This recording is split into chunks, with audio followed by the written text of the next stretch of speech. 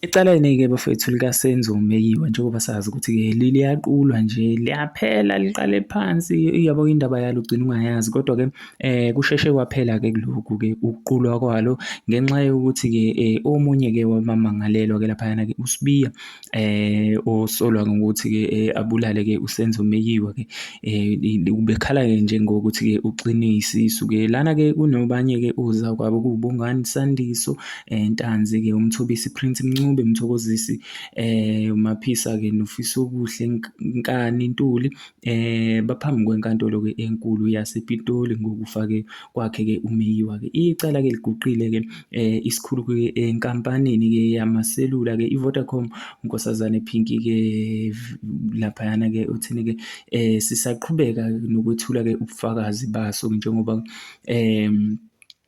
obumayelana-ke nokusetshenziswa-ke kwawo-ke amafoni noma amaselula-ke. UNkosazane loyana-ke ubethula ubufakazi bakhe-ke eholwa-ke umshushisi-ke wombuso u-Advocate-ke Sibanda laphayana-ke. uSibiya-ke uphakamise isandla ecela-ke ukuthi-ke alumane nendlebe nommeli wakhe-ke u-Advocate Thulani Mngomezulu.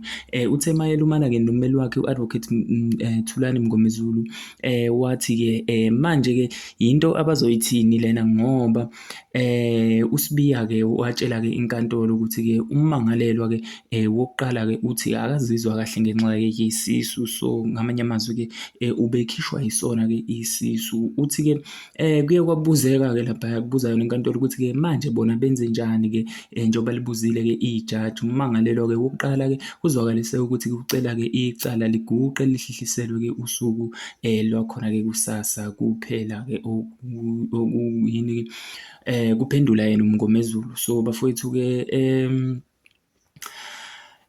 ukuqhubeka kokuthethwa-ke kwale cala-ke liyaqhubeka lona noma liguqile-ke kwanamhlanje kodwa-ke lizoqhubeka laphayana-ke uzoyidinga kuyoba kuhle-ke ngani zakwethu uma kuwukuthi ngempela le ndoda-ke ibikhishwa isisu ngoba ijaji-ke likubeke kwacaca ukuthi-ke ku-obvious ukuthi-ke incwadi kadokotela le